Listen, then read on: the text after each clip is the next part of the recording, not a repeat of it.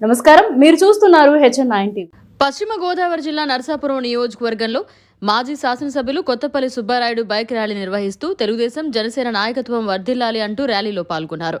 ఈ కార్యక్రమంలో పెద్ద ఎత్తున తెలుగుదేశం జనసేన కార్యకర్తలు పాల్గొన్నారు.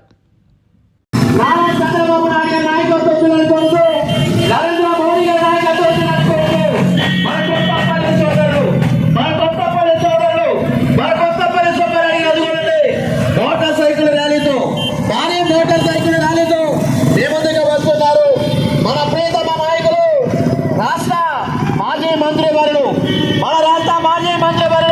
శ్రీ కొత్తపల్లి సుబ్బారెడ్డి నాయకత్వం కోరుతూ అత్యంత జనప్రద మాటలు అనుగుణంగా వస్తున్నారు.